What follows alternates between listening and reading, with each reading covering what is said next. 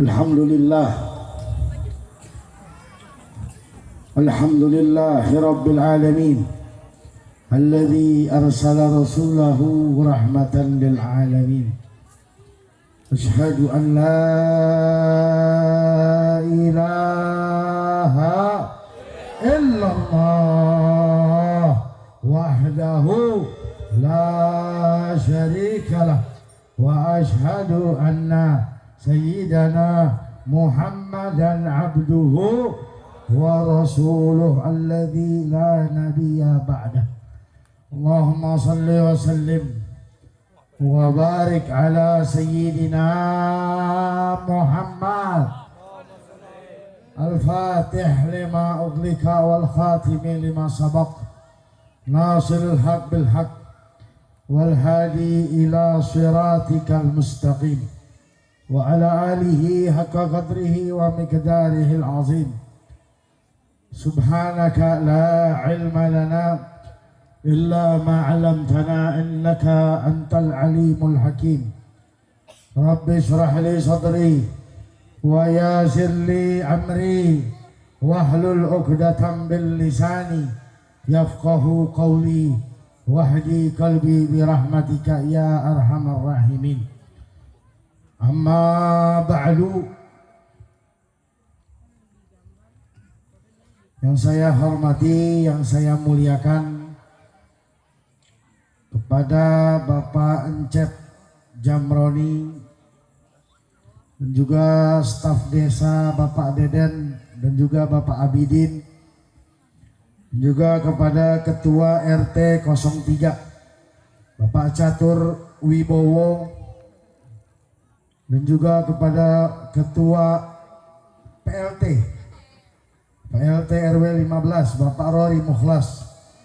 Mobil khusus terkhusus kepada Bapak Bambang Hermanto sebagai Ketua DKM Masjid At-Taqwa beserta seluruh pengurus, dan juga kepada pembina Yayasan At-Taqwa Bapak Tengku Muda Abadi, dan juga kepada Bapak Raden Mansur. Raden Mansur ada Yusuf Mansur. Raden Mansur, mudah-mudahan nggak seperti Ustaz Yusuf Mansur sifatnya, amin.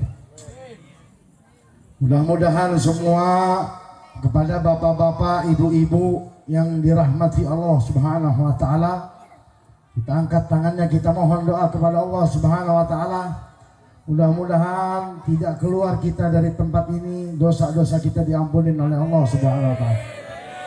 Kesulitan-kesulitan kita diberikan jalan keluar oleh Allah Subhanahu wa taala. Dijadikan kita sebagai hamba yang bertakwa kepada Allah, yang cinta kepada Allah, cinta kepada Nabi Muhammad, cinta kepada para sahabat Nabi Muhammad, cinta kepada keluarga Nabi Muhammad, dan cinta kepada para ulama-ulama yang mencintai Nabi Muhammad. Dan mudah-mudahan anak-anak kita dijadikan anak-anak yang salihin, salihat. Mudah-mudahan keluarga kita dijadikan keluarga yang sakinah, mawaddah, warahmah. Yang belum punya keturunan, mudah-mudahan Allah segera berikan keturunan. Yang mudah-mudahan hutang kita dilunasi oleh Allah Subhanahu wa taala. Dan mudah-mudahan kampung kita, perumahan kita, lingkungan kita jadi lingkungan yang mencintai Nabi Muhammad.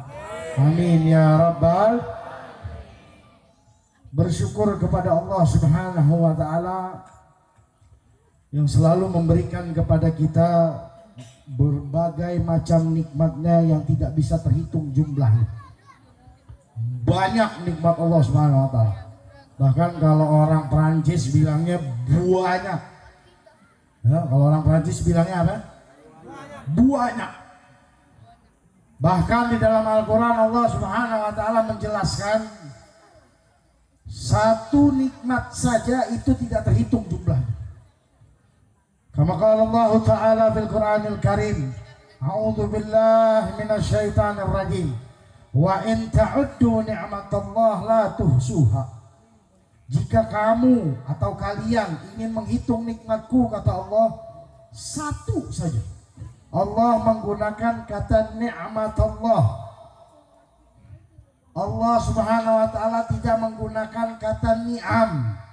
Kata ni'am ini kalau dalam bahasa Arab apa? Banyak nikmat, jamak. Jamak daripada nikmat yaitu ni'am. Banyak, enggak, Allah cuma sebut nikmatullah. Satu aja nikmat Allah tidak bisa terhitung jumlahnya. Maka wajib bagi kita mensyukuri nikmat Allah tersebut. Alhamdulillah. Supaya apa? Supaya nikmat tersebut tidak dicabut oleh Allah Subhanahu wa taala, dan supaya ditambahkan nikmat tersebut. Dan bagaimana cara mensyukuri nikmat? Ini perlu kita tahu. Bersyukur itu menurut para ulama itu ada 3 supaya syukurnya menjadi sempurna. Yang pertama, bersyukur ucapkan dari dalam hati yang paling dalam. Alhamdulillah, itu cara bersyukur.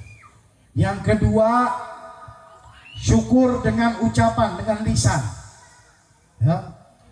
Jadi kalau kita hanya dengan lisan doang dari dalam hati, tidak, kurang sempurna. Bersyukur sih bersyukur, tapi kurang sempurna. Ya. Jadi dari dalam hati, dari lisan. Yang ketiga, syukur secara sempurna, yaitu gunakan nikmat yang diberikan Allah tersebut di jalan Allah. Paham nggak maksudnya? Maksudnya apa? Ada yang diberikan nikmat sehat, gunakan sehat tersebut untuk beribadah kepada Allah. Ada yang diberikan nikmat harta lebih, banyak duit, gunakan duit tersebut menuju kepada Allah Subhanahu wa taala. Pakai bantu masjid At-Taqwa nih. Ya, ini kelihatannya muka-muka orang kaya semua nih. Ya. Bantu masjid At-Taqwa.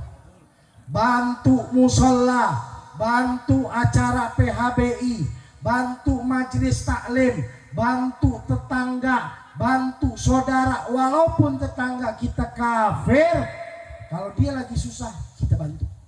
Ini ajarannya Allah Subhanahu wa taala. Nah, ini kalau kita bisa menggunakan nikmat di jalan Allah, maka syukurnya menjadi sempurna. Alhamdulillah.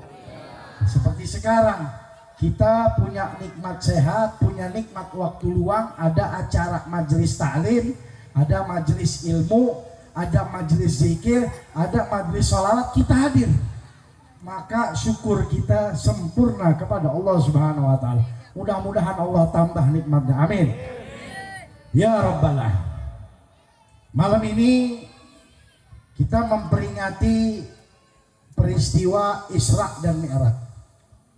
Walaupun sebenarnya terjadinya peristiwa Isra dan Mi'raj ini, jumhur ulama, kebanyakan ulama mengatakan di bulan Rajab.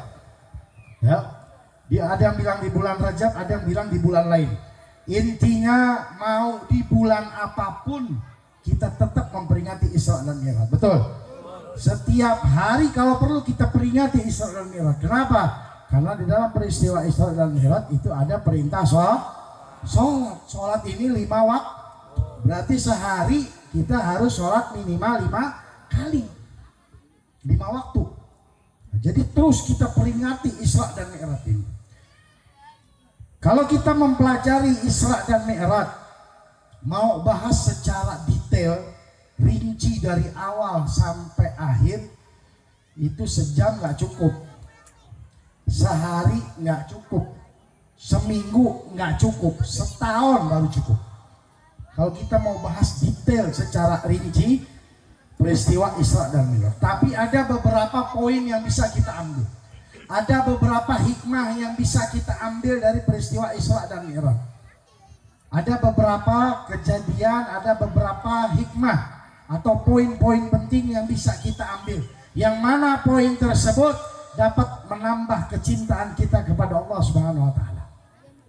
Karena tujuan dibuat acara ini yaitu pertama, panitia atau panitia berharap supaya kita bertambah iman dan takwa kepada Allah Subhanahu wa taala. Supaya kita bertambah yakin kepada Allah Subhanahu wa taala. supaya kita tambah cinta sama Nabi Muhammad. Ini tujuannya. Kalau bikin peristiwa Isra wal Mi'raj di luar daripada tujuan yang tadi disebutkan, maka sia-sia. Pulang dari sini insya Allah bertambah cinta kita kepada Allah, takwa kita kepada Allah insya Allah mudah-mudahan bertambah, amin. Nah, makanya kita dengarkan sejenak ya, dari rumah datang ke sini niatnya mau ngaji, udah di sini duduk kita dengarkan pengajian, insya Allah mudah-mudahan bisa bermanfaat. Peristiwa Isra dan Mi'raj terjadi 2 tahun sebelum Rasulullah SAW hijrah. Nabi Muhammad SAW diangkat menjadi Rasul. Nabi dan Rasul umur berapa? Umur 40 tahun. Tepatnya kalau mau dirinci secara detail 40 tahun 6 bulan 8 hari. Jadi enggak pas umur 40 tahun dia dilantik, enggak. 40 tahun 6 bulan 8 hari ketika beliau uzlah, ketika beliau berada di Gua Hiro, Allah utus malaikat Jibril alaihissalam. Saya tidak bicara bagaimana pelantikan jadi Rasul, enggak ya. Peristiwa Isra terjadi 2 tahun sebelum hijrah. Nabi Muhammad di Mekah berapa tahun? Berapa tahun? Halo? Hola? Bu, ada yang tahu? Berapa lama dakwah Nabi Muhammad di kota Mekah? Pak, ada yang tahu? Mesti keluarin duit kayaknya. Ya, oh ya, orang belakang ustazah semua tahu gitu. Ya, Nabi Muhammad SAW di kota Mekah 13 tahun. Hijrah ke Madinah berapa tahun di kota Madinah? Berapa? 50.000. Kalau yang udah tahu, ya, yang udah tahu, ayo sebut berapa? Di kota Madinah 10 tahun. Wah, ini kayaknya pendidikan mesti dari nol nih belajar agamanya. Insya Allah Al-Fajir tinggal di PSB, siap mau ngajarin taklim, atur waktunya kapan. Ya, nggak jauh nih, tinggal lompat doang. Tadi lagi dibahas nih sama Pak RW, sama Pak Sugeng, sama Pak Ferry. Ya, insya Allah kita siap belajar. Jadi dakwah di kota Mekah 13 tahun, di kota Madinah 10 tahun. Umur Nabi Muhammad SAW berapa tahun? 63 tahun. Peristiwa Isra terjadi 2 tahun sebelum hijrah. Ada hukum sebab akibat.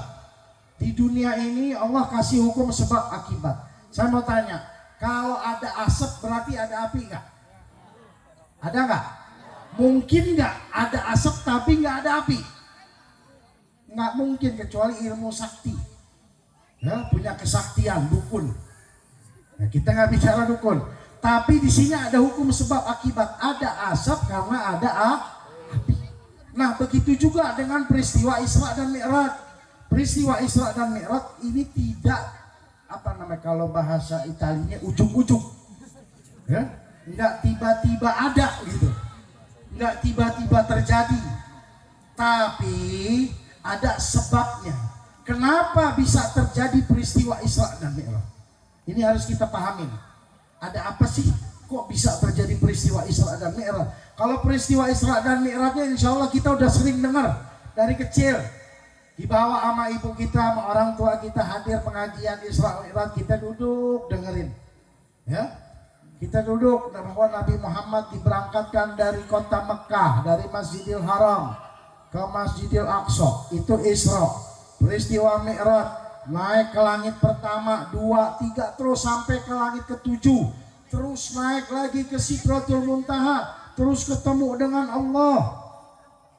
Ya, peristiwa ini luar biasa. Ya, tidak bisa dibahas secara singkat, itu nggak bisa. Nah, ada beberapa poin-poinnya, salah satunya tadi sebab terjadinya Isra dan Mi'raj. Sebabnya yang pertama, perhatikan. Peristiwa Isra terjadi pada tahun yang disebut dengan namanya tahun Amul Huzni.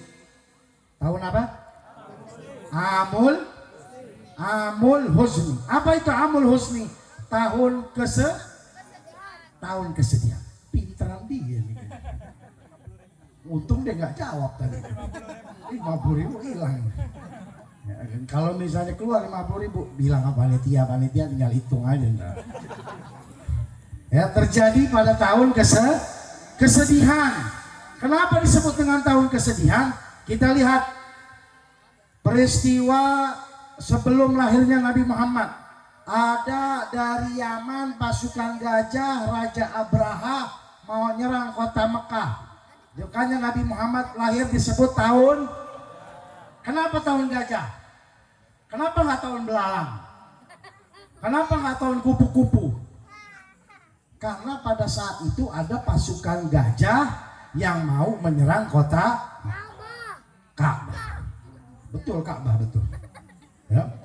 Kalau sekarang udah ada tahun, tapi kalau zaman dulu belum ada tahun. Sekarang tahun berapa? 2022. Bapak-bapak sama ibu-ibu lahir ada tahunnya nggak? Ada angkanya nggak? Ada. Kalau nggak monster berarti. Tahun berapa tuh kalau nggak ada angkanya? Nah, tahun ini pada saat itu belum ada. Makanya disebut dengan tahun kejadian. Contoh tadi gajah.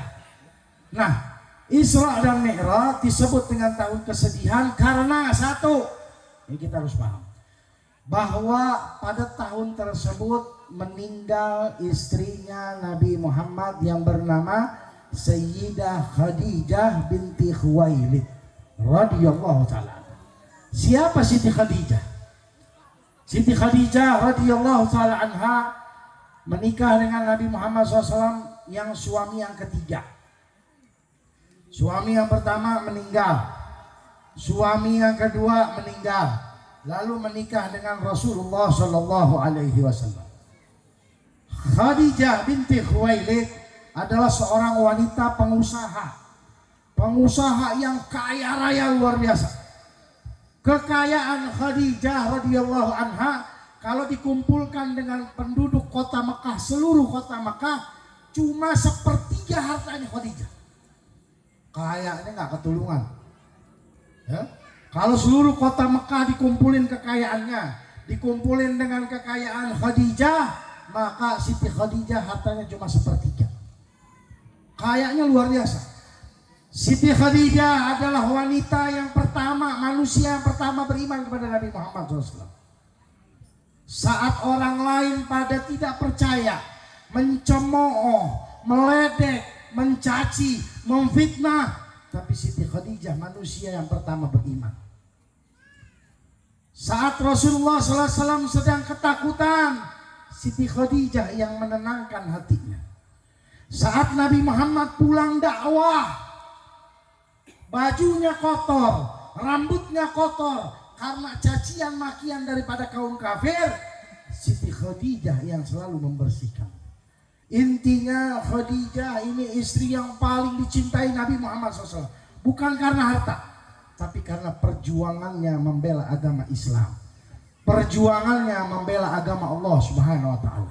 Sampai-sampai ketika mau meninggal, ya, nggak punya baju untuk kain kafannya, nggak ada. Dan baju yang dipakai 83 tambelan. Luar biasa. Miskin luar biasa di akhir hidupnya. Kemana seluruh hartanya? Membela Allah Subhanahu wa Ta'ala, memperjuangkan agama Allah Subhanahu wa Ta'ala, menolong Nabi Muhammad Sallallahu Alaihi Wasallam. Hartanya habis untuk Allah Subhanahu wa Ta'ala. Sampai-sampai ketika mau meninggal dipanggil anaknya, wahai anakku Fatimah, sampaikan kepada ayahmu bahwa sedikit lagi saya mau meninggal. Saya minta sorbannya. Ya, saya minta sorbannya untuk saya jadiin kain kafan di dalam kubur. Allah Subhanahu wa Ta'ala mendengar permohonan Khadijah. Lalu Allah Subhanahu wa Ta'ala mengutus malaikat Jibril, ya Jibril, turun kau kepada kekasihku Muhammad, sampaikan kepada Khadijah salam dariku. Masya Allah, luar biasa. Satu-satunya manusia yang mendapat salam langsung dari Allah Subhanahu wa Ta'ala Siti Khadijah. Sampaikan kepada Khadijah bahwa aku telah menciptakan sebuah istana di dalam surga yang penuh dengan permata, khusus untuk Khadijah radhiyallahu ta'ala. Subhanallah. Kira-kira kalau kayak begini enak nggak tuh? Kita udah dapat jaminan surga, enak nggak? Punya nggak tuh kira-kira kita di surga nanti? Belum tahu. Kenapa? Karena kita belum berjuang untuk agama. Kita masih memikirkan hidup di dunia. Bagaimana rumah enak, bagaimana makan enak, bagaimana mobil enak, bagaimana kendaraan enak, bagaimana halaman enak. Tapi kalau Siti Khadijah enggak, total untuk agama. Ini yang menyebabkan dirinya dimuliakan oleh Allah. Sampai-sampai dapat salam dan dapat jaminan istana. Masya Allah. Mau nggak kayak Khadijah? Mau nggak? Bu, mau nggak kayak seperti Siti Khadijah? Pasti mau. Bapak-bapak juga kepengen. Kalau mau gampang. Total untuk agama. Kering-kering duit kita nggak apa-apa. Yang penting untuk Allah. Dan Allah pasti balas dengan yang luar biasa. Di dunia dan juga di akhirat. Harus yakin. Harus yakin. Kalau Siti Khadijah bisa, kenapa kita tidak bisa? Benar gak? Sedangkan Tuhannya Khadijah sama Tuhan kita sama. Allah subhanahu wa ta'ala. Allah mau melihat sampai mana perjuangan kita. Jangan lupa, sebentar lagi kita pulang. Sebentar lagi kita kembali kepada Allah. Di sini dunia untuk sementara. Kita sedang menuju perjalanan yang kekal abadi selama-lamanya.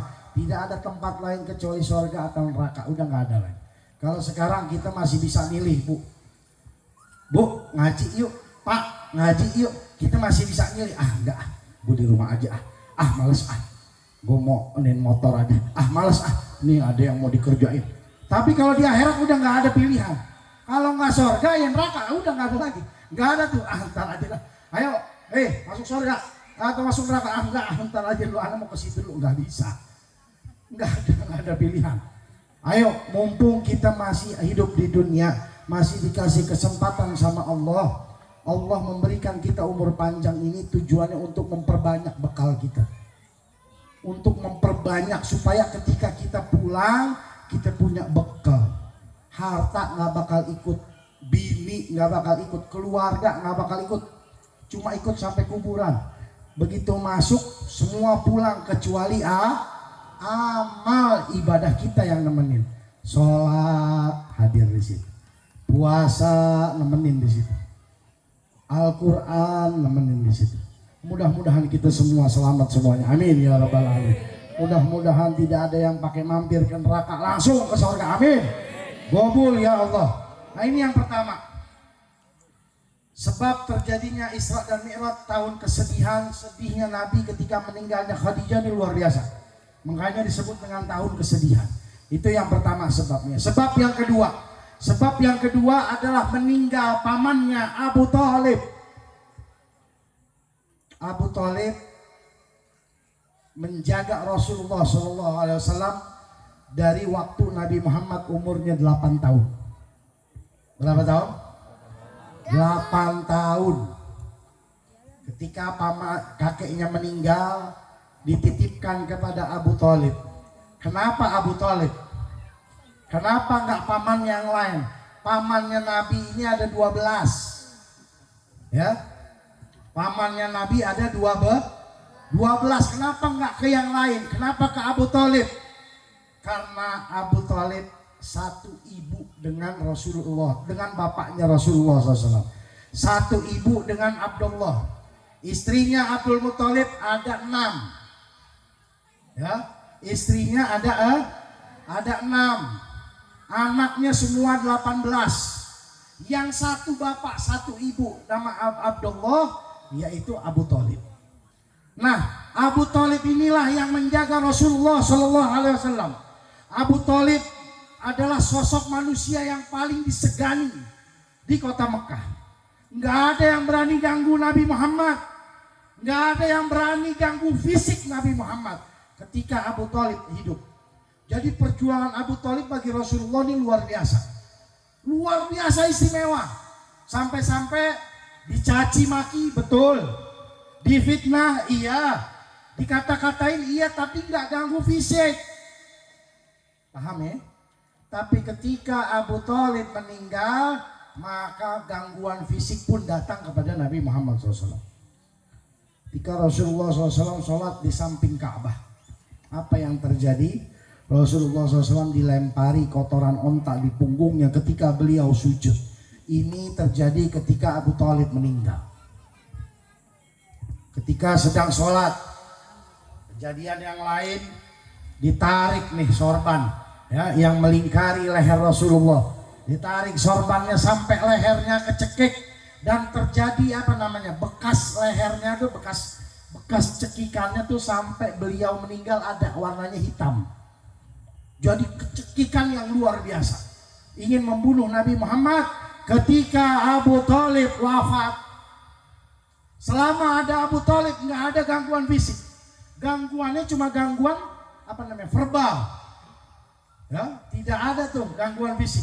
Tapi begitu Abu Thalib radhiyallahu taala anhu meninggal, maka gangguan fisik pun datang kepada Nabi Muhammad. Jadi dua manusia yang paling dicintai Nabi, ketika beliau di luar rumah ada Abu Thalib, ketika beliau pulang ke rumah ada Khadijah. Di tahun tersebut dua-duanya dipanggil oleh Allah Subhanahu wa taala. Ini ada pelajarannya di sini. Nanti kita pelajarin. Kenapa bisa di tahun yang sama dua-dua manusia istimewa dipanggil oleh Allah Subhanahu wa taala. Yang ketiga, saat itu dakwah di kota Mekah nih udah udah stuck. Apa stuck tuh? Kalau bahasa Rusianya mentok. Rusianya udah mentok, udah nggak ada lagi, udah. Ini mau ke sana udah nggak bisa, ke sini udah nggak bisa, udah. Akhirnya beliau mengajak sahabatnya yang bernama Zaid bin Harithah. Kemana? Ke kota Thaif. Kota Thaif jaraknya 100 km. Berapa? Dari sini ke Brebes 60 km jalan kaki. Ini lebih jauh lagi. Dan Rasulullah SAW bersama Zaid bin Harithah jalan kaki 100 km. Pergi niatnya mau berdakwah, ya, mengajak manusia kepada Allah Subhanahu. Apa yang dilakukan penduduk kota Thaif? Ketika beliau sampai di kota Thaif, beliau disambut dengan batu, ya, disambitin Nabi Muhammad SAW. Tidak diterima. Bahkan di situ Rasulullah SAW berdarah-darah. Bahkan nih yang namanya Zaid bin Harithah, beliau menjadikan dirinya sebagai tameng untuk melindungi Nabi Muhammad SAW. Ya, dijadikan dirinya tameng untuk melindungi Rasulullah. Sampai-sampai mukanya Zaid bin Harithah nggak bisa dikenalin lagi karena hancur. Luar biasa. Jadi sedih yang luar biasa Nabi Muhammad. Ketika beliau keluar dari kota Thaif, ya, dengan berdarah-darah, lalu darahnya sampai kepada kaki, diambil sorbannya Rasulullah, buru-buru diusap. Bingung Zaid bin Harithah, ya Rasulullah, kenapa kau biarkan darahmu tidak mengalir? Apa yang dijawab oleh Nabi Muhammad? Kalau misalnya darahku sampai menetes ke bumi, otomatis ini tempat dihancurkan oleh Allah Subhanahu wa taala. Nabi nggak mau itu terjadi. Nabi sayang kepada penduduk kota Thaif walaupun mereka menyakiti Rasulullah SAW.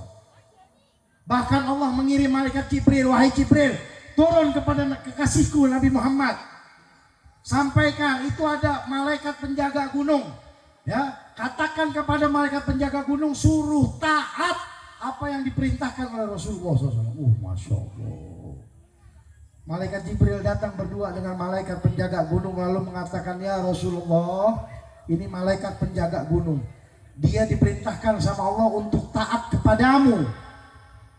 Apa yang dikatakan oleh malaikat penjaga gunung? Ya Rasulullah, kalau kau mau, ini Thaif saya terbalikin gunung. Saya hancurkan gunung.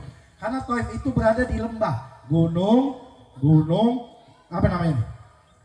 Lembah. Ya.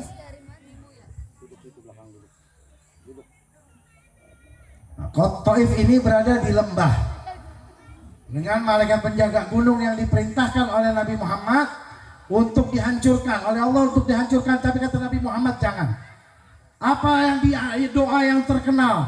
Allahumma hadi qaumin fa innahum la ya'lamun. Ini akhlaknya Rasulullah. Walaupun hancur dirinya, tapi beliau masih memohon kepada Allah, ya Allah berikan hidayah kepada mereka. Mereka ini nggak tahu siapa saya. Masya Allah. Kira-kira ada nggak yang begitu sekarang? Ada nggak yang kalau misalnya disakiti mendoakan? Nggak ada. Kita disambit sekali, kita sambit 10 kali itu orang. Kita diledek sekali, kita ledek lebih banyak. Tapi kalau kita ngikutin Nabi Muhammad, ini tidak akan terjadi. Kalau kita diganggu orang, disakiti orang, difitnah sama orang, kita doain mudah-mudahan yang terbaik untuk dirinya. Inilah akhlak Rasulullah Sallallahu Alaihi Wasallam. Nah disitulah Nabi Muhammad berdoa, ya Allah, setelah ini kemana lagi? Apalagi selama engkau tidak marah kepadaku, akan aku lakukan apapun untukmu ya Allah. Masya Allah, doanya luar biasa. Nah begitu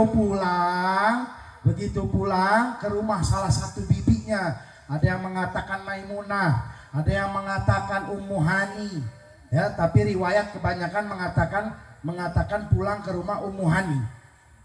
Ketika pulang ke rumah, terjadilah peristiwa Isra dan Mi'raj. Isra dan Mi'raj ini dua kejadian. Isra sebagaimana firman Allah, A'udzu billahi minasyaitonir rajim. Bismillahirrahmanirrahim. Subhanalladzi asra bi abdihi lailan minal masjidil haram ilal masjidil aqsa alladzi barakna haulahu linuriyahu min ayatina innahu huwas samiul. Ada yang alim, ada yang basir. Innahu huwas samiul basir. Ya. Innahu huwas samiul basir. Maha suci Allah. Lihat kata pertamanya apa? Subhan. Kalau ada kata-kata subhan di dalam Al-Quran atau subhana, ini berarti peristiwa yang aneh. Peristiwa yang aneh. Jangankan zaman Nabi Muhammad, zaman kita sekarang pun kalau ada peristiwa seperti itu mungkin kita nggak percaya. Betul. Walaupun sekarang udah ada pesawat, walaupun udah ada namanya apa tuh, roket, apa namanya, pesawat luar angkasa, ulang-alik. Bukan ulang-aling ya, bukan ulang-aling. Ulang-alik. Kalau ulang-aling keluarnya Ramadan doang, ntar dikit lagi dia keluar yang bening. Nah ini peristiwa yang tidak nyampe pada akal. Ini Allah menguji kepada siapa? Kepada seluruh manusia. Percaya nggak? Beriman nggak? Perhatikan, barang siapa yang tidak percaya dengan peristiwa Isra ini perjalanan darat ya, maka hukumnya kafir dari ajaran agama Allah Subhanahu wa taala. Kenapa bisa begitu? Karena tertulis di dalam Al-Qur'an. Allah yang menjelaskan secara langsung. Tadi itu ayat itu. Subhanalladzi asra, bahwa Allah telah memperjalankan hambanya. Kalau nggak percaya kafir. Tapi kalau peristiwa Mi'raj tidak ada di dalam Al-Qur'an. Paham ya? Peristiwa Mi'raj ini tidak seperti peristiwa Isra. Kalau Isra itu peristiwa yang tersurat, kalau Mi'raj tersirat. Beda nggak tuh? Beda ya, tersurat sama tersirat. Di dalam surat apa deh? Buka surat An-Najm ayat 1 sampai 18. Ini sedikit tersirat peristiwa Mi'rajnya Nabi Muhammad SAW. Jadi luar biasa. Jadi para ulama mengatakan kalau ada yang nggak percaya dengan Mi'raj, jangan dikafirkan. Tapi kalau nggak percaya sama Isra, kafir hukumnya mutlak, karena tidak percaya dengan Al-Quran. Itu peristiwa Isra dan Mi'raj. Nah, kejadian ini itu Allah ingin menunjukkan kepada Nabi Muhammad. Hei Muhammad, manusia itu tidak ada manfaatnya. Manusia itu tidak bisa memberikan manfaat. Kalau saya ambil Khadijah, kalau saya ambil siapa namanya, Abu Thalib, udah mau berlindung sama siapa ya? Jadi Allah ingin mengajarkan jangan berlindung kepada siapapun kecuali kepada Allah. Makanya Allah sebutkan di situ linuriyahu min ayati. Allah ingin menunjukkan sebagian kecil kekuasaannya. Ini loh kekuasaanku, kata Allah. Diunjukin sama Allah kecil apa? Ada buruk yang sekali melangkah sejauh pandangan mata. Ada langit pertama, Nabi melihat semua. Di situ Allah mengajarkan kepada Rasulullah dan kepada kita semua, jangan berharap kepada makhluk. Berharap hanya kepada Al-Khaliq, yaitu Allah Subhanahu wa taala. Jangan menyelesaikan masalah kita kepada makhluk. Enggak. Jangan. Kemana? Ke Allah. Nih punya masalah dikit, di-share di status WA. Lagi pusing nih, iya. Terus pusingnya hilang gak tuh nulis status, saya tanya. Hilang gak pusingnya, malah nambah pusing. Ada yang nyaut. Kenapa Jeng? Iya, panjang nih. Baju nih belum lunas. Suami begini, utang begini. Akhirnya bukannya malah nyelesain masalah, tambah masalah rumpi akhirnya. Di sini sih nggak ada ibu-ibu, di sini sih begini semua. Yang banyak tuh di perumahan sono tuh Bu. Tapi pindahan dari sini katanya. Ya sama aja. Ya pindahan dari mana? Lagi harmoni. Ya. Jadi menyelesaikan masalah itu bukan kepada makhluk. Kandang roda macet, ya Allah. Emang kalau kita tulis status hilang macetnya? Kan enggak. Bener nggak? Jadi masing-masing dari kita tuh pasti punya masalah. Bohong kalau nggak punya masalah. Si fulan punya masalah, ini punya masalah. Masalahnya masing-masing berat. Ya, karena dunia ini tempat ujian, tempatnya masalah. Kapan kita menyelesaikan semuanya? Entar kalau kita masuk ke dalam kubur. Kita ada masalah, habis masalah satu, datang masalah berikutnya. Selesai, naik lagi masalahnya lebih berat lagi. Terus begitu. Menyelesaikan masalah kita kemana? Allah Subhanahu wa ta'ala.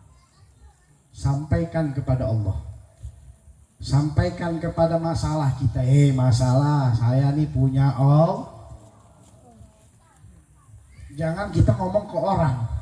Kalau kita ngomong kepada orang lain, Allah gak bakal selesai masalah kita. Gak. Demi Allah nggak bakal dibantu sama Allah. Ya.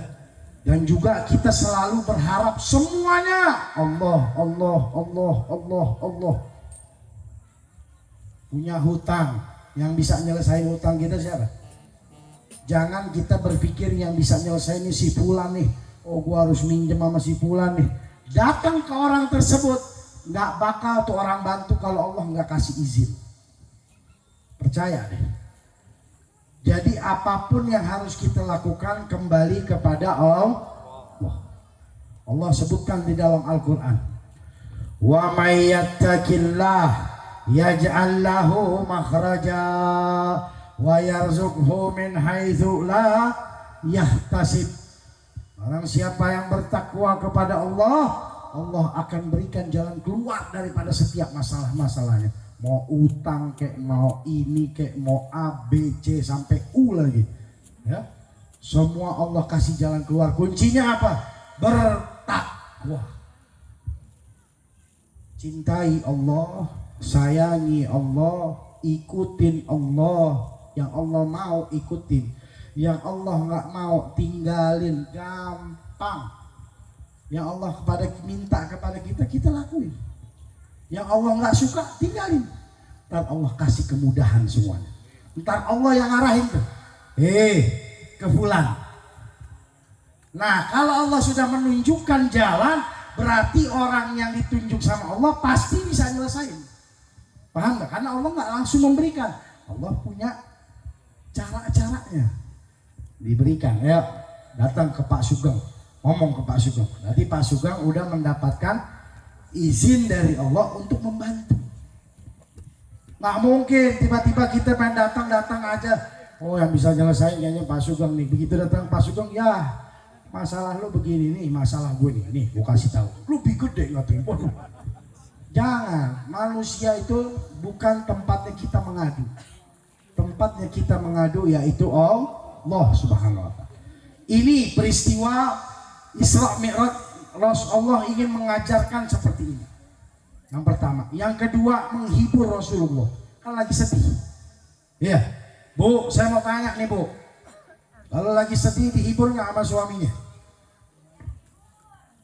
Oh, nyaut loh. Ngomong bini aneh yang nyaut. Bu, dihibur nggak Bu sama suaminya? Kalau bini nanya tahu udah pasti kita hibur ya, nggak duit banyak. Alhamdulillah. Banyak duit kalau acara gini doang. Kalau nggak ada acara, kalau nggak ada yang undang nggak ada duit. Makan seadanya, ya. Kalau kita sedang sedih, biasanya suami itu istri sedang sedih, biasanya sama suami dihibur, betul. Lagi banyak duit, banyakkan dikit duitnya diajak umroh, amin. Nah, kalau duitnya kurang dikit, paling diajak jalan-jalan ke luar kota, ya, diajak ke puncak, ya nggak kemana. Duitnya berkurang lagi, jalan-jalan ke Cipes paling, ya, ke Cipes. Duitnya menipis. Cuma berapa lembar? Lewat toko emas, ya. Lewat doang. Pak, beli nggak Pak? Udah entar Pak, ada rezeki. Ya, lewat toko emas. Pokoknya istri suami pasti berusaha untuk menghibur. Begitu juga dengan Allah Subhanahu wa taala. Ini yang sedih kekasihnya. Kecintaan Allah. Manusia yang paling sempurna, pemimpin para nabi dan rasul. Nabi Muhammad SAW dihiburnya nggak nanggung-nanggung, Bu, ya. Diajak jalan-jalan bukan keluar kota, bukan ke umroh lagi, ke planet, udah langsung ketemu dengan Allah Subhanahu wa taala. Bahkan ketemu dengan Allah berapa kali? Ayo, berapa kali?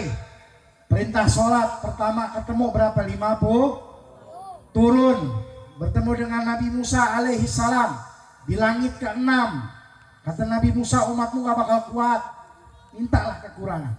Naik lagi, jadi dari 50 menjadi 45 sampai jadi 5, berapa berarti itu? 45 dibagi 5 sama dengan? Jago dagang berarti itu yang jawab tuh. Yang jawab berarti kalau buat dagang bagus. Matematikanya 10 tuh, ini yang gak jawab berarti matematikanya 6. Ya, jadi 45 turun 5 9 kah? 9 kali ketemu langsung dengan Allah. Bahkan malaikat Jibril pun nggak bisa bertemu langsung dengan Allah, nggak bisa. Ketika mau masuk di Sidratul Muntaha, perhatian ya, perhatikan bahwa Sidratul Muntaha tempat Rasulullah bertemu dengan Allah ini itu bukan tempatnya Allah, bukan ya. Jangan sampai salah paham ya.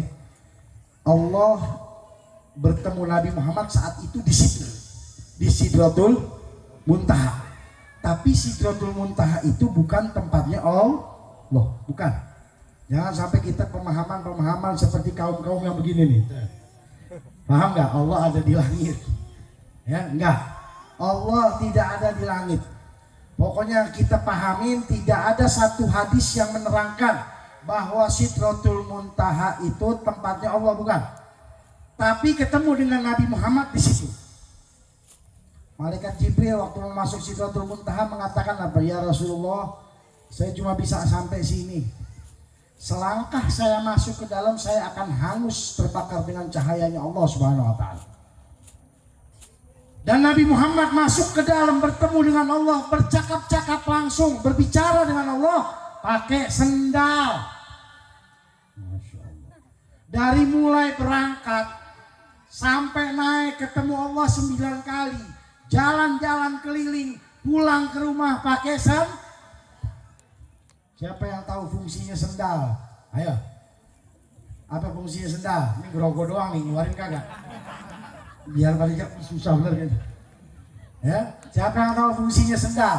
Sendal fungsinya adalah untuk melindungi kaki kita dari kotoran, dari najis, dari benda tajam, betul? Diizinkan bertemu dengan Allah, ya, dibiarkan oleh Allah. Ini ada satu pelajaran lagi nih yang bisa kita ambil, yang bisa kita petik dari kisah ini, bahwa apapun bisa menjadi mulia kalau dia berhubungan dengan yang mulia. Paham nggak? Sesuatu bisa menjadi mulia kalau berhubungan dengan yang mulia. Contoh, Al-Quran, tahu Al-Quran? Al-Quran kan cuma kumpulan buku-buku, ya. Kalau tidak ada tulisan Al-Quran, tulisan Arabnya di sini, tidak ada firman Allah, kira-kira mulia nggak tuh? Hah? Enggak, cuma kumpulan kertas kok. Ya, boleh kita injak, boleh apa boleh. Tapi begitu ada tulisan Arabnya, maka menjadi mulia. Begitu ada firman Allah, kertas tersebut jadi mulia. Nggak boleh taruh di bawah, minimal kita pangku dan ditaruh di tempat yang paling tinggi. Kita muliain. Kenapa? Di situ ada firman Allah. Kertas menjadi mulia, ada firman Allah maka menjadi mulia. Begitu juga dengan sendalnya Nabi Muhammad Sallallahu Alaihi Wasallam. Sendalnya berhubungan langsung dengan Rasulullah, maka dimuliakan oleh Allah. Silahkan cek di dalam Al-Quran. Ketika Nabi Musa alaihi salam, ini PR nih, PR, pulang dari sini cek.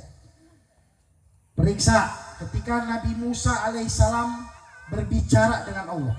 Nabi Musa mendapatkan kemuliaan, disebutkan kalimullah, dapat berbicara langsung sama Allah. Syaratnya mau berbicara dengan Allah, naik ke Bukit Tursina, sholat 2 rakaat, habis itu bicara dengan Allah.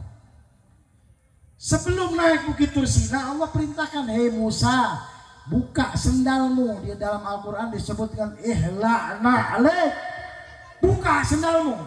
Kau mau naik bukit yang suci, mau naik bukit aja itu udah disuruh buka sama Allah. Subhanallah. Lihat mulianya Nabi Muhammad, hebatnya Nabi Muhammad, istimewanya Nabi Muhammad Sallallahu Alaihi Wasallam. Ya, dibiarkan sama Allah. Ya, dari mulai Isra Mi'raj, naik langit, bukan naik bukit lagi, naik langit, bahkan ke Sidratul Muntaha, ketemu dengan Allah pakai sendal. Nabi Musa baru mau naik bukit aja nih, belum bicara, belum, baru mau naik bukit disuruh buka. Ma'alaik ya Musa, sesungguhnya kau berada di bukit yang suci.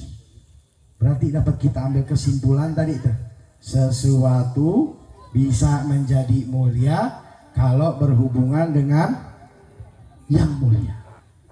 Kalau sendal bisa menjadi mulia karena Nabi Muhammad, perhatikan bagaimana dengan diri kita, bagaimana dengan tubuh kita, bagaimana dengan jiwa kita, hati kita, keluarga kita, rumah tangga kita, kampung kita, lingkungan kita. Kalau berhubungan dengan Nabi Muhammad pasti dimuliakan sama Allah Subhanahu wa Ta'ala.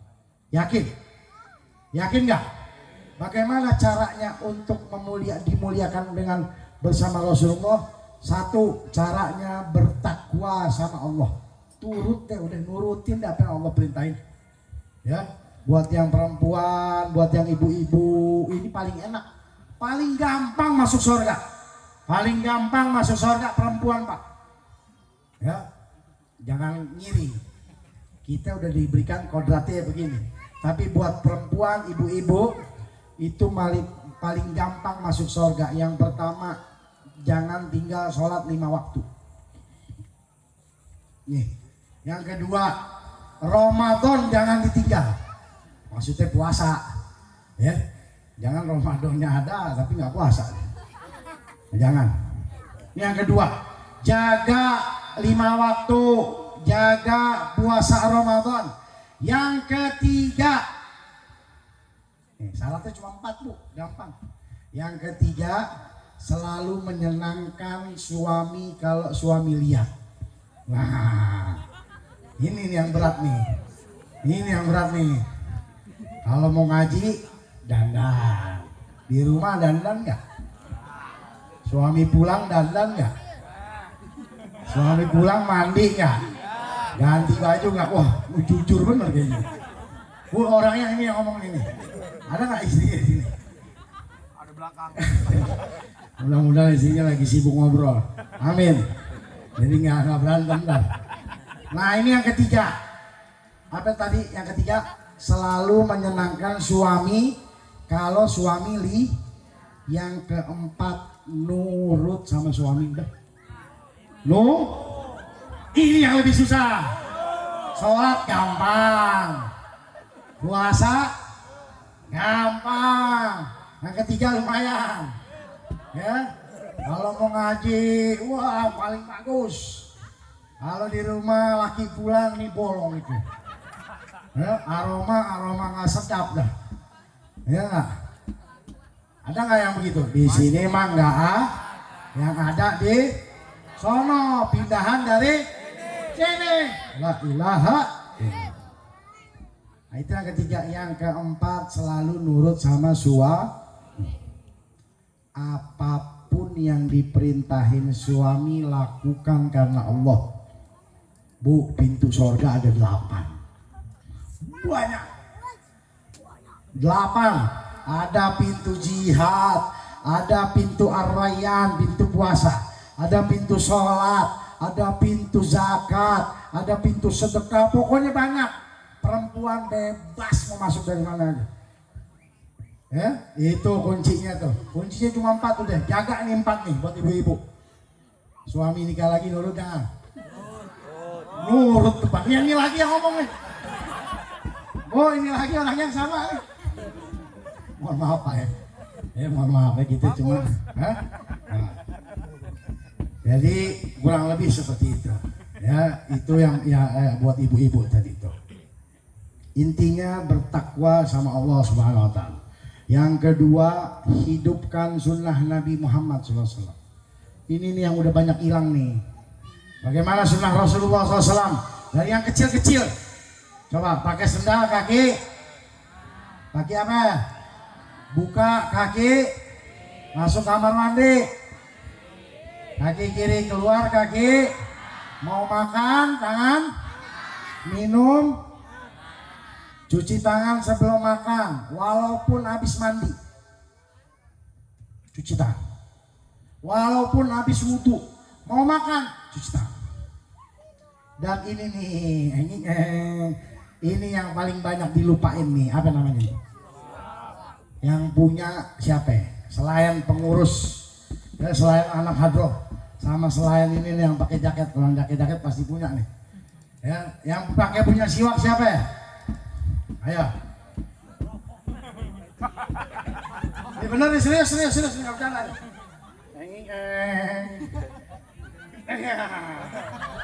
Berat bener keluarnya nih. Ya, apa yang punya siwak? Yang pakai siwak? Ada nggak? Alhamdulillah. Aman terkendali. Motor belum diservis. Alhamdulillah. Bu, sekarang saya tanya siapa yang nggak punya handphone di sini? Ayo. Ada nggak yang nggak punya handphone? Anak-anaknya punya. Berapa harga handphone paling murah? 1 juta. Paling mahal berapa? Ada yang 30 juta tuh yang berlipat-lipat tuh. Tuh diputer-puter. iPhone kalah masih ya, HP yang ada dilipat-lipat tuh. Pokoknya paling murah 1 juta, second gopean paling dah. Semua pasti punya. Ini 10.000, kenapa nggak punya? Ayo, bapak-bapak mulai besok pulang dari sini online ada tuh siwak online. Kalau malas beli siwak online 10.000. Apa istimewanya? Nabi Muhammad SAW tidak pernah meninggalkan siwak sampai beliau meninggal. Bangun tidur siwak, mau tidur siwak. Dan ada hadisnya bahwa sholat 2 rakaat dengan siwak lebih bagus daripada 70 rakaat tanpa siwak. Masya Allah. Ada yang kuat 70? Keluar lagi nih. Ada nggak yang kuat 70? Nggak ada. Anda percaya yakin nggak ada? Orang 20 rakaat terawih nyari yang 11. Iya nggak? Di sini mah kuat semua 20 nih. Yang ada di perumahan sana tuh. Pindahan dari 20 nyari yang 11. Bener nggak? Yang 11 nih imamnya lama, jangan dipanggil lagi tuh imam. Udah nggak ada yang kuat dah. Makanya pakai siwak Pak, gampang, jangan malu. Ini sunnah Nabi Muhammad. Dan kita semua yang hadir nih bohong kalau nggak mau mati husnul khotimah, betul? Doanya apa ya? Ya Allah biha, Allah biha, ya Allah bihusnil khotimah. Terusin dong. Ya Allah biha, ya Allah biha, ya Allah bihusnil khotimah. Pasti mintanya ya husnul khotimah. Kalau mau husnul khotimah nggak perlu doa, pakai siwak. Kenapa? Karena Rasulullah SAW sendiri yang mengatakan bahwa orang yang menggunakan siwak insya Allah meninggalnya husnul khotimah. Nabi yang ngatain, percaya nggak? Percaya. Mudah mengucapkan kalimat la ilaha illallah. Ada hadisnya khusus, man akhira kalamihi la ilaha illallah dakhalal jannah. Barang siapa yang terakhir keluar dari mulutnya la ilaha illallah sebelum dia wafat, maka matinya husnul khotimah.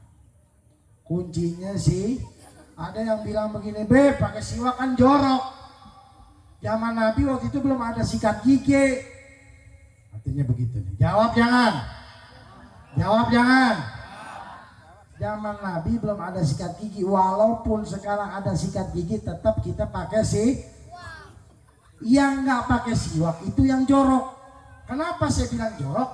Kalau pakai sikat gigi berapa kali? Pagi mau jalan kerja atau pagi sikat gigi nggak? Kapan lagi sikat gigi? Paling banter mau tidur 2 kali.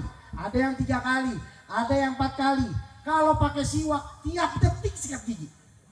Mau sholat sikat gigi, mau baca Quran sikat gigi, mau apa lagi? Mau wudhu sikat, mau tidur siwak. Jadi lebih banyak bersihin gigi. Insya Allah lebih bersih. Itu pakai siwak. Yang jorok itu kita pakai siwak orang lain. Nah itu jorok. Pinjam dong. Kita nggak bawa nih. Wah dia pakai siwak. Pinjam dong. Nah itu jorok. Jadi yang jorok itu kayak gitu. Pakai siwak nggak jorok, mulia. Coba deh. Pakai siwak manfaatnya mencegah daripada apa nih, penyakit apa namanya? Bong mulut udah pasti deh insya Allah. Mulut berubah aromanya sedikit pakai siwak. Jadi lebih banyak kita menggunakan siwak. Ini sunnah yang udah jarang ditinggalin ya Allah. Ayo mulai sekarang hidupkan. Jangan malu hidupin sunnah Nabi Muhammad SAW. Apalagi pakai gamis. Gamis adalah pakaian yang paling disenangi oleh Rasulullah SAW. Apakah pakai pakaian kayak Pak Ferry nggak bagus? Bagus, ya. Seperti sarung, baju koko bagus, tapi lebih bagus pakai nih mau masuk Ramadan dipakai gamis. Saya aktif untuk mengajak jamaah pakai gamis. Ada yang bilang begini, Beb, malu, Beb. Malu. Ada yang geledek, so ustad lo, ya so alim lo, baru berteman sama Habib udah pakai gamis. Ini namanya nggak ngaji. Ada yang bilang begini, Beb, saya pakai gamis, saya coba, saya beli kan, dia beli sama saya tuh, ya. Habis itu dia pakai di kamar, dikunci kamarnya, dia ngaca, Beb, saya baru ngaca aja udah ketawa sendiri. La ilaha illallah. Belum bini belum lihat, belum, baru dikunci kamarnya. Dia baru ngaca sendiri aja udah ketawa. Ini orang kebanyakan setan dalam tubuhnya ini. Perhatikan. Allah Subhanahu wa taala berfirman, perhatikan. Qul in kuntum tuhibbunallah fattabi'uni yuhibbukumullah wa yaghfir lakum dzunubakum. Ini terakhir nih sebelum kita tutup ya. Mungkin udah terlalu malam, ada batasnya. Ya, katakan wahai Muhammad, jika mereka mencintai Allah, fattabi'uni, ikuti aku. Semua yang dilakukan oleh Nabi baik. Bukan cuma ibadah kita nggak bakal kuat deh. Nggak bakal kuat. Jangankan 70 rakaat. Nabi Muhammad sholat pertama nih kalau sholat sunnah sendirian. Allahu Akbar. Al-Fatihah habis itu. Apa yang dibaca? Al-Baqarah. Kita ina atau ina sama idza ja'at. Itu kalau baca. Ya nggak, kalau enggak kadang ada main langsung ruku habis Fatihah, udah malas sunnah. Ini Nabi Muhammad enggak, Al-Baqarah berapa ayat? Ayo. 200 lebih. Lanjut. Ali Imran. Habis Ali Imran, lanjut Al-Maidah. Sahabat ada yang coba-coba mau ngikut sholat sunnahnya Nabi Muhammad malam itu dia ikut, besok dia nggak datang lagi. Dia bilang apa? Begitu Al-Baqarah saya pikir Nabi Muhammad ruku, lanjut ngagung. Al-Maidah lanjut, Al-An'am 4 surat 10 halaman. Itu rakaat pertama, kita nggak bakal kuat. Makanya kita hidupin yang gampang-gampang aja deh, ya. Yang gampang-gampang aja, siwak, gampang gak? Gamis, bodoh amat orang mau ngomong apa. Ini pakaiannya Nabi. Tadi ayatnya, Qul, katakan kalau kalian mencintai Allah, fattabi'uni, ikuti aku. Apa yang kau dapat dari kita mengikuti Nabi Muhammad? Yuhibbukumullah wa yaghfir lakum dzunubakum. Allah akan mencintaimu dan akan mengampuni dosamu. Tuh jaminan pasti. Itu kan setan yang bikin, nggak usah, lu belum pantas. Muka lu begitu nggak pantas pakai siwak, nggak pantas pakai gamis. Udah dah. Kayak tadi tuh, dia baru ngacain udah ketawa. Ini kebanyakan setan. Dia nggak mau kalau dosanya diampunin. Setan nggak mau. Setan nggak mau kita diampunin dosanya. Setan maunya kita udah banyak dosa. Begitu juga, nggak mau kita dicintain sama Allah. Bu, kalau kita udah dicintain sama Allah nih Pak, mau apa? Mau kaya? Ya kecil. Ini udah sejam lebih nih. Sampai jam berapa? Hah? Antum sampai jam 2 aneh mau pulang. Ya, bisa 16 juta. Ya nggak mau. Nggak pakai tarif. Dikasih syukur, nggak dikasih kita tungguin. Bener nggak Sat? Iya. Mana dia Pak Bambang? Pak Bambang? Nggak dikasih tungguin nggak? Tungguin. Itu kata Pak Bambang, bukan kata Allah. Jadi kurang lebih begitu. Ayo hidupkan sunnah Nabi Muhammad. Insya Allah semua urusan kita dibantu sama Allah Subhanahu wa Ta'ala. Sebelum kita tutup, mari kita membacakan qasidah. Mudah-mudahan bertambah cinta kepada Rasulullah Sallallahu Alaihi Wasallam. Salatullah, salamullah, Rasulullah, salatullah, salamullah, Habibillah. Ayo bareng-bareng. Salatullah, salamullah, Rasulillah, salatullah, salamullah, ala Yasin. Angkat tangannya. Tawassalna. Ayo bareng-bareng. Wabil hadi Rasulillah, tawassalna. Bismillah, bil hadi Rasulillah, wa kulli mujahidin lillah bi'ah.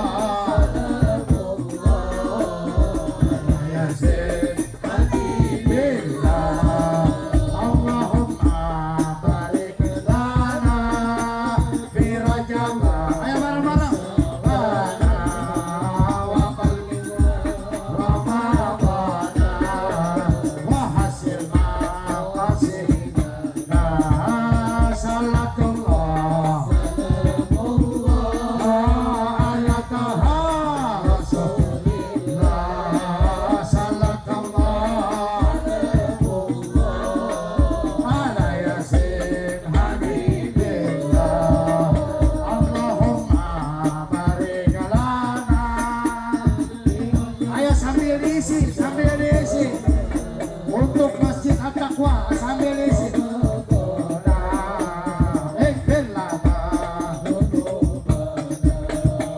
Salatullah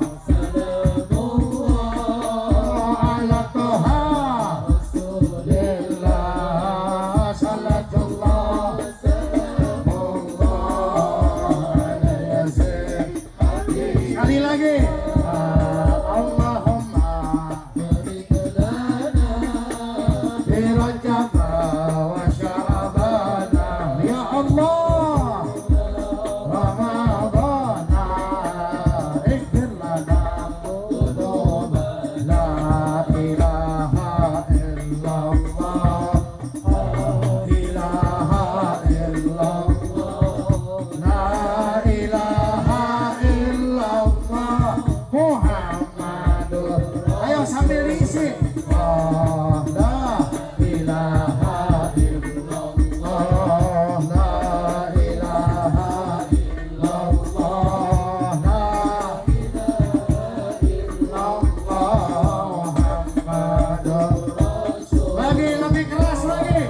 La ilaha illallah, la ilaha illallah, la ilaha illallah Muhammad. Ayo terakhir, lebih keras lagi. La ilaha illallah, la ilaha illallah, la ilaha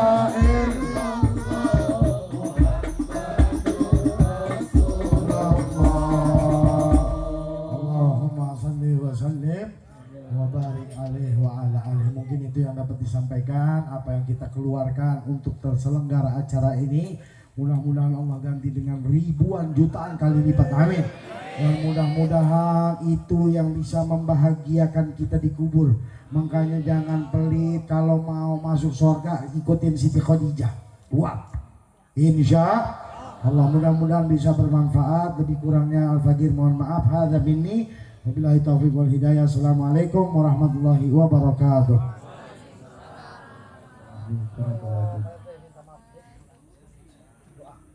Baik, mohon untuk Habib berkenan untuk memberikan doa.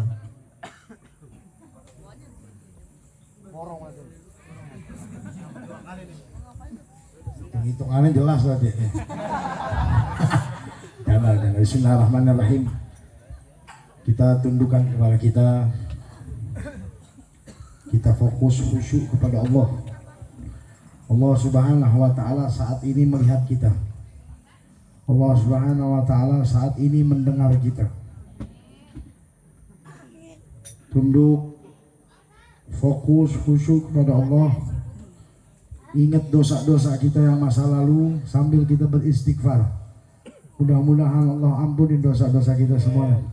Ayo bareng-bareng. Astaghfirullah Rabbal baraya. Semua nunduk, lihat, fokus, lihat. Ingat dosa yang lalu-lalu. Ayo, mau nangis, nggak bisa nangis, pura-pura nangis. Ayo, ini waktunya memasuk bulan Ramadan. Al-baraya astaghfirullah. Jangan malu, keluarkan air mata. Ayo taubat, nyesel. Astaghfirullah. Bismillahirrahmanirrahim. Alhamdulillahi rabbil alamin. Hamdan yuafi ni'amahu wa yukafi'u mazidah. Ya Rabbana lakal hamdu kama yanbaghi li jalali wajhikal karim wa azimi sultanik. Allahumma salli wa sallim wa barik ala sayyidina Muhammad wa ala alihi wa ashabihi ajma'in. Ya Allah, Ya Allah, baraya, Ya ilahana, wahai Tuhan kami, wahai Rabbana, Engkaulah Tuhan kami, hanya kepadamu ya Allah kami bersujud, hanya kepadamu kami menyembah, hanya kepadamu kami memohon pertolongan, hanya kepadamu kami memohon pengampunan dosa. Kami begitu banyak dosanya kepadamu ya Allah. Dosa kami begitu banyak ya Allah. Kami tidak takut kemarin-kemarin kepadamu ya Allah. Kami kurang ajar kepada suami, kami kurang ajar kepada orang tua kami ya Allah. Kami kurang ajar kepada tetangga kami ya Allah. Kami bermaksiat kepadamu ya Allah, padahal Engkau melihat. Kami bermaksiat kepadamu padahal Engkau saat itu melihat. Kami mohon ya Allah ampunanmu ya Allah, ampunanmu ya Allah, kasih sayangmu ya Allah, rahmatmu ya Allah, ridhamu ya Allah. Ampuni kedua dosa orang tua kami juga ya Allah. Jika mereka sudah wafat, lapangkan kuburnya ya Allah. Ampuni dosa mereka ya Allah. Jauhkan dari fitnah kubur ya Allah. Selamatkan mereka ya Allah. Sayangi mereka ya Allah. Astagfirullah. Lebih keras lagi ibu-ibu, bapak-bapak, ayo. Jangan malu, lupain semua. Fokus sama Allah. Kita ini kecil, kita ini lemah. Hanya Allah yang kuat, hanya Allah yang kaya. Astagfirullah. Ya Allah, kami memohon ampunanmu kepada keluarga kami ya Allah, saudara kami ya Allah, tetangga kami ya Allah. Jika mereka menyakiti kami memaafkan mereka ya Allah. Jika mereka menggibah kami, mengumpat kami, ngomongin kami di belakang kami maafkan mereka ya Allah. Demi mendapat maafmu ya Allah, demi mendapat ampunanmu ya Allah. Dan mulai malam ini kami ampuni seluruh dosa yang berdosa sama kami ya Allah. Kami mohonkan berikan maaf kepada mereka yang berdosa kepada kami ya Allah. Tujuannya agar Engkau memaafkan kami ya Allah. Ya Allah, tetapkan iman Islam kami ya Allah sampai akhir hayat ya Allah. Kembali kepadamu mengucapkan la ilaha illallah Muhammadur Rasulullah. Ya Allah, jadikan kami hamba yang bertakwa ya Allah. Begitu juga dengan keluarga kami ya Allah, anak istri kami, keturunan kami, tetangga kami. Jadikan kami bertakwa kepadamu ya Allah. Itu mudah bagimu ya Allah. Jadikan kami sebagai makhluk yang mencintai Rasulullah. Jadikan kami sebagai hamba yang senantiasa menghidupkan sunnah Nabi Muhammad Sallallahu Alaihi Wasallam. Ya Allah, izinkan sebelum kami kembali kepadamu, izinkan kami dapat beribadah haji dan umroh ya Allah. Ya Allah, izinkan kami dapat beribadah haji dan umroh sebelum kami wafat ya Allah. Ya Ya Allah, selamatkan kami nanti di mahsyar. Selamatkan kami nanti di mahsyar. Selamatkan kami saat melewati Shiratal Mustaqim. Ya Allah, selamatkan kami saat melewati Shiratal Mustaqim ya Allah, yang luasnya 1500 tahun ya Allah. Ya Allah, kami tidak mau jatuh ke dalam neraka. Ya Allah, kami ingin langsung ke surgamu ya Allah. Mohon bimbinganmu ya Allah. Mohon tuntunanmu ya Allah. Bahagiakan kami di dunia dan di akhirat ya Allah. Orang tua kami, keluarga kami muslimin muslimat ya Allah. يا الله يا إلهنا ربنا آتنا في الدنيا حسنة وفي الآخرة حسنة وقنا عذاب النار في الله وصلى الله على سيدنا محمد وعلى آله وصحبه وسلم والحمد لله رب العالمين. بسر الفاتحة أعوذ بالله من الشيطان الرجيم بسم الله الرحمن الرحيم الحمد لله رب العالمين الرحمن الرحيم مالك يوم الدين إياك نعبد وإياك نستعين اهدنا الصراط المستقيم صراط الذين أنعمت عليهم غير المغضوب عليهم ولا الضالين آمين. قبول.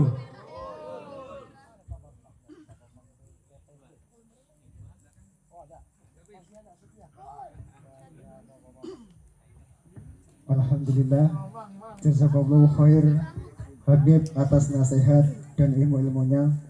Semoga kita bisa mengambil pelajaran dan bisa mengamalkan di kehidupan kita sehari-hari.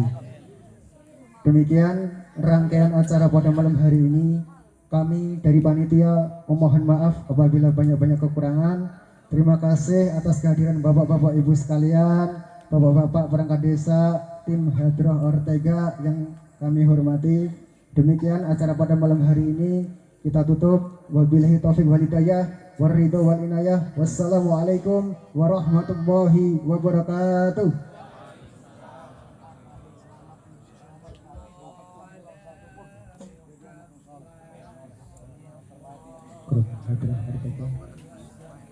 Allahumma salli wa sallim ala Sayyidina Muhammadin adada ma bi'ilmillahi salatan daimatan bidawin mulkin lain salatan daimatan bidawin mulkin lain. Allah